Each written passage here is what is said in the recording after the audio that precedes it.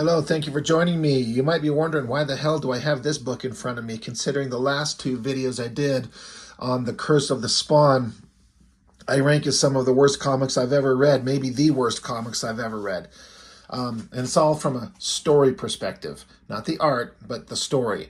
Just the worst shit. It's so stupid. I go over it in length. I'm not gonna revisit all the story points. You can go recheck those videos if you want to hear me rant on about how horrible it is. But in the comment section on the second one, I believe it was, somebody had said that there was a collection of the books reprinting the artwork in black and white.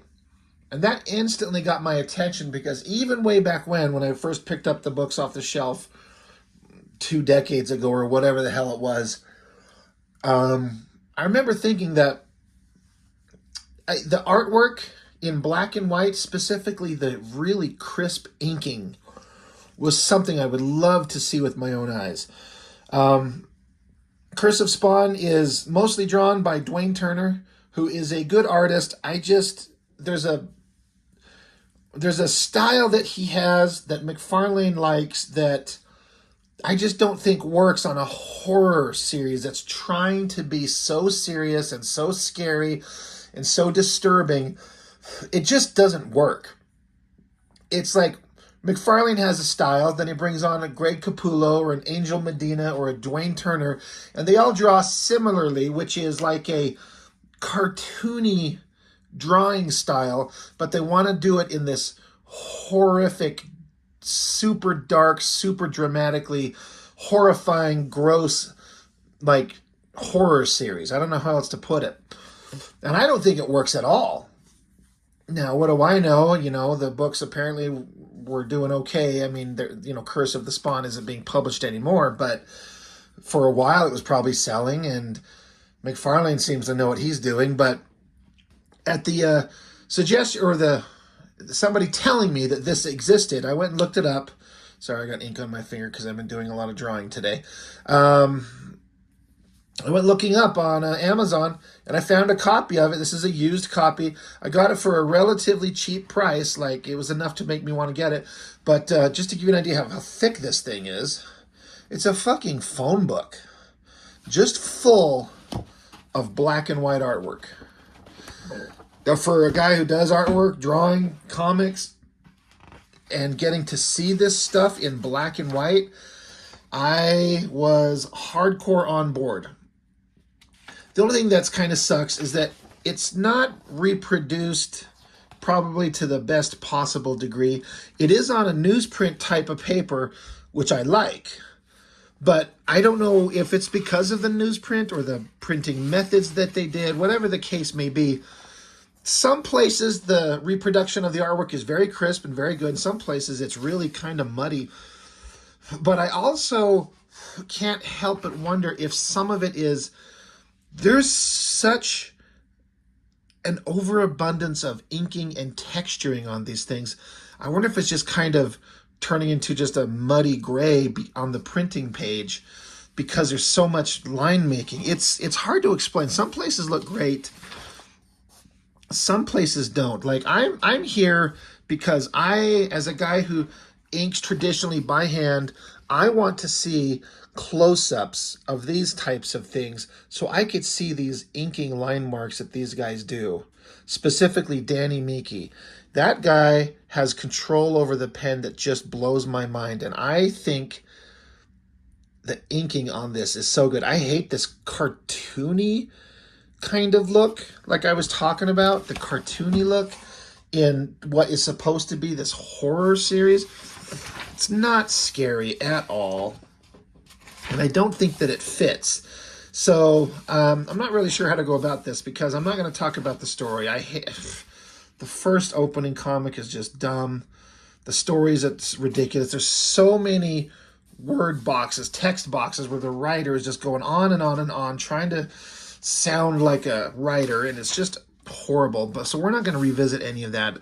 Again, I'm just here to observe some of this incredible ink work, and I'm hoping that my camera on my phone here is picking up these really, really fine lines that the texturing on these. It looks so good. These fine lines. It's amazing. I mean, I have a vague idea of how they do it. I mean, it's, again, I think they're often using this kind of a tool here. And if you got a nice, sharp, brand new nib, you can get some really precise, razor sharp, fine lines. But, yeah, some of it, like there's these, like look at this panel right here. I don't know if that's like this gray stuff over this. I can't discern if it's like a screen tone or if it's ink splatter and then they've gone and whited out over it to give it some definition. I'm not sure. I would really love to know what they did on some of these. This gray fuzzy look. It doesn't look bad at all. I'm not saying it is a negative, but I can't figure it out. But sharp, crisp ink line control. If I could ink like that, I would be a happy guy. But I mean, there's this ridiculous, you know, the demon from hell monsters that McFarlane's created. And I know I've gone over this, but it's not scary. It's kind of ridiculous, this giant mouth thing. But there's so much in here. It's, you know, it was I did sit back and kind of debate on whether or not I wanted to get this book because I can't fucking stand the story. Like I said, I gone over that. We've been over that.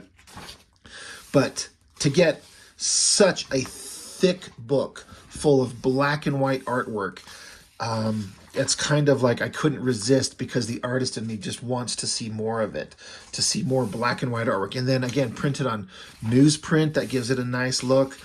But it also maybe could be reproduced better, a little sharper, a little cleaner.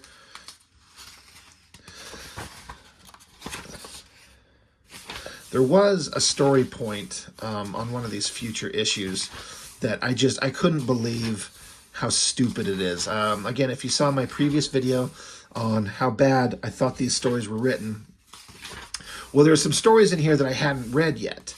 And so I wanted to pick them up, or not pick them up. I wanted to like, all right, well, let's see if the stories continue to be as horrible and stupid as the ones that I did have, the stories I have read. Let's see if these new ones that I haven't read yet are just as bad. And so I started reading them kind of bits and pieces here. And yeah, it was just as ridiculous. Blowing through these are like the first 4 issues. I only ever had the first issue of Curse of Spawn, then I skipped 2, 3, and 4, and then I started over with 5, 6, 7, 8, which is the last video I did, where I just went on and on about how disgustingly stupid and like borderline offensive it is. It's just the worst. But God, so much artwork. The talent that the artists have. We're gonna forget the writer, but the artwork, the penciling and the inking, the control on the line work to get these lines.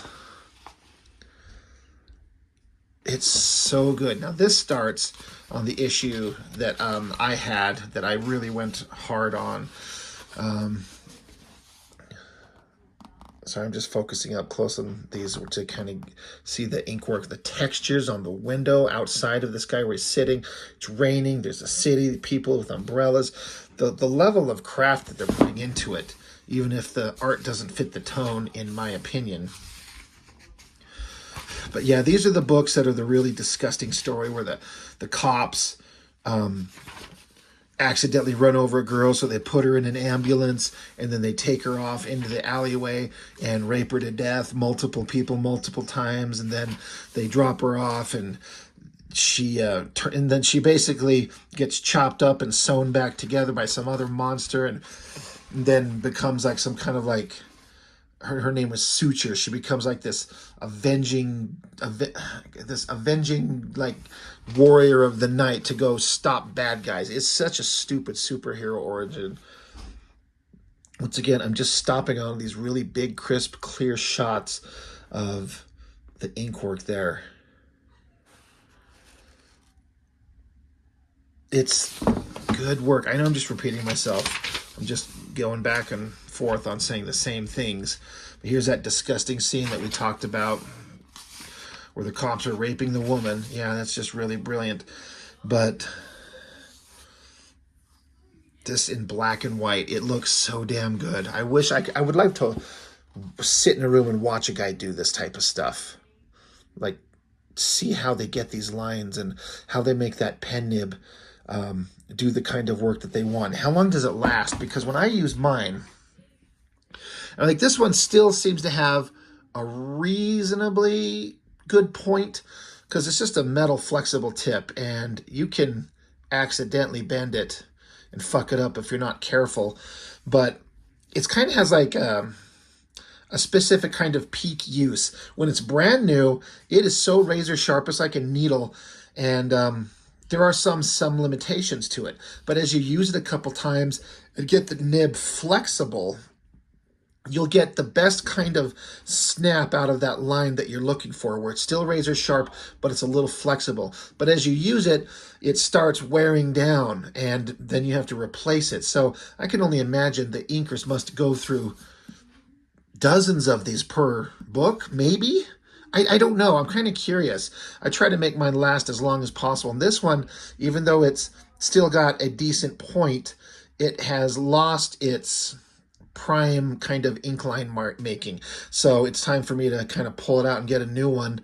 But there's still some life left to it. I can still do other types of lines with it. It's a tricky thing to use, and I am by no means a pro at it. And I would love to get some kind of, actual real world discussion with an inker who's a master at this type of stuff.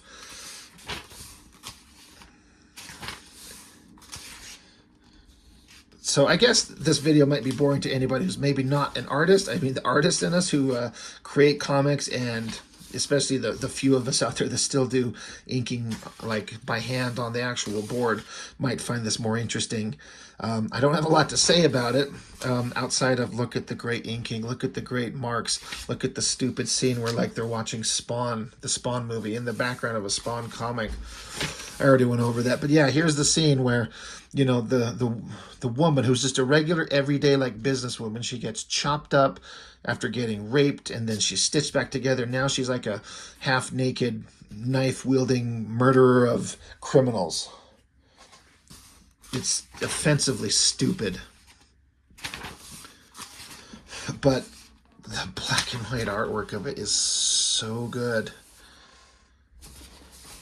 I can only imagine how long, I wonder how long it took these guys to make these pages, because there's so much to it. There's so much detail and layers to it. I'm sure McFarlane was paying outrageously good. You'd have to get this level of work. There's another close-up shot of a face with all these lines defining like the folds and the forms and the wrinkles and the shadows. It looks freaking fantastic. I am trying to kind of skip ahead to this one part that I was talking about, where I was reading a new issue that I'd never seen. But the part that we're getting up to is originally in the comics, Spawn and his history was tied to another creator, because McFarlane and Liefeld were homies, and the story was that Chapel from Youngblood was the one who killed Al Simmons, and was therefore the one who, was responsible for the death of Al Simmons, and he becomes Spawn. Well, then McFarlane and Liefeld have a falling out, and however that went down. So McFarlane had to create a new character to take that place, and whether that was specifically because the movie was coming out or however that went down. So they create this character, Jessica Priest is her name. She's a girl instead of a guy, but there's still the religious thing, Priest instead of Chapel. And there she is. That is a picture of the actress portraying the character in the movie. So they come up with a comic story. They're going to do a backstory of this woman, starting from her being a child, and considering the shit writing from the shit writer that creates this stuff, you can only imagine what kind of horrifying bullshit it is. I was like, oh, I've got to read this. So it basically starts out with the girl. She's super cute, right? She's got a cute little puppy. Is it a stuffed animal? She's singing Ring Around the Rosies, Pockets Full of Posies. And then this house is burning. She's like, oh, that was great. We want some marshmallows, blah, blah, So this kid's eating marshmallows, and just look at this cutesy little kid drawing. And then the cops show up, and they find out that this little girl just set fire to the house with her family in it and burned them all to death. And she's like, ha, ha, ha, isn't it cute? So she's this murderous, psychopathic little girl. 2 decades later, inside an Iraqi military complex, there's blood and guts and death going on here. And this is the part that, so now this is the little kid here. She's all grown up. So they're trying to illustrate, she started out as a psychopathic murdering woman or kid, but now that she's older, oh, let's read the text. It can't be anything but genius. The Harp 1250 Mega Auto Rifles incendiary caseless Teflon rounds make morgue neighbors out of 24 elite Republican Guard soldiers. Jessica Priest feels cool warmth. Cool warmth? It doesn't even make sense. Jessica Priest feels cool warmth in her nethers, an orgasmic endorphins rush, a peaceful alpha state that can, for her, be achieved by no other act save killing. So she's here like gleefully murdering people, and she's getting gushy in her pussy. It is so stupid that anybody would actually write that. It is so fucking dumb. It's like the book just doubles down on how fucking stupid it is. And so she goes on to like this torturous, murderous rampage against these people. So she jumps back in a pretty awesomely drawn helicopter. And then she flies back, and then she hooks up with the guy who, the main bad guy from Spawn. They're talking. And but then what she does is she goes back, and then she lives a regular suburban life with a guy and his kids. And she's like the perfect wife, and the poor innocent dude and poor innocent kids have no idea that this girl lives a double life as like a murderous monster assassin who gets wet in her pants from killing people. It is just... even like schizophrenia, psychosis, sociopathology, personality schism. If Daniel Chin knew the truth about this woman he loved so dearly, there would be nowhere on earth he or his children could run. In this case, ignorance assures survival. For Jesse, it is a dollhouse, a place to play a peaceful little game called family. This isn't here to I'm not here to rip on the story because it's so stupid on its own. We're just supposed to be looking at the artwork, the penciling, and the inking, and that is what we're going to focus on here. Pretty awesome big shot of her running and shooting. But so who out there have read these books? Did you find these good? Did you find them entertaining? Did you find this like gleeful, cartoony, McFarlane type style to match the horrific kind of edgelord monster murder bullshit that is going on? Does it work for you? Because I'd really be curious to know how and why it works. It could be just taste. I get it. I mean, I like shit that other people don't know. A lot of people like stuff that I find completely boring. So we all have our own taste. I get it. That's totally fine. Again, look at the line work in there. Creating these gray tones. You got black and white and then gray tones. You got 3 values. So it gives you a whole range of ways of making images on black and white look just amazing.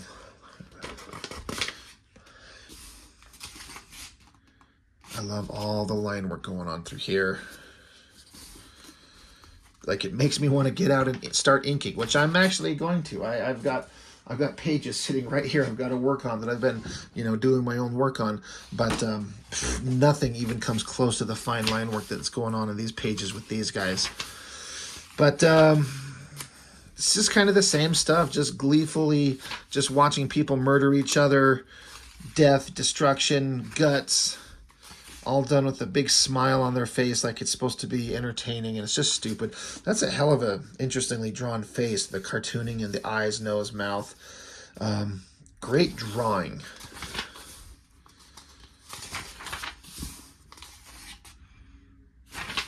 But it's just probably kind of a repeat of a lot of the same type of stuff at this point. So I probably don't need to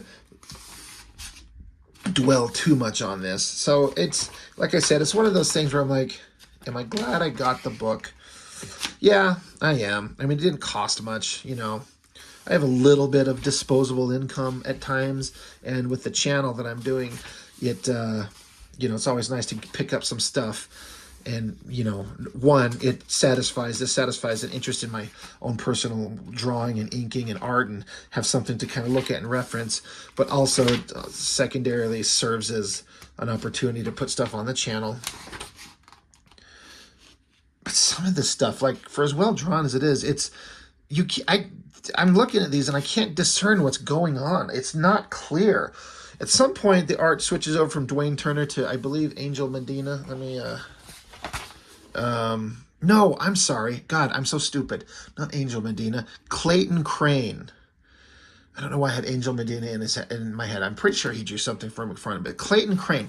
He's another one of those guys that had a style that just worked really well.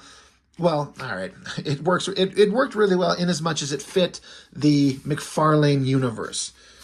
Like a hyper-detailed, cartoony look that looks like McFarlane, but is not him. It's interesting how these studios, like Jim Lee starts Wildstorm, and he brings on a bunch of guys that are like lesser versions of him. Now, they all started out because they're young and inexperienced. They eventually grew, most of them grew to be great artists. But when they started out, they're just like lesser clones of him. Same thing with Silvestri and Top Cow. Same thing with Liefeld and Extreme. Same thing with McFarlane and the artists that he'd bring on. And a lot of them I've heard a lot of these artists talk about, like, there's no such thing as a house style. There was no demand to make these books look a certain way. You know, like, hey, if we're going to hire you, you need to draw like Silvestri, or you need to draw like Liefeld. They say that that wasn't a mandate.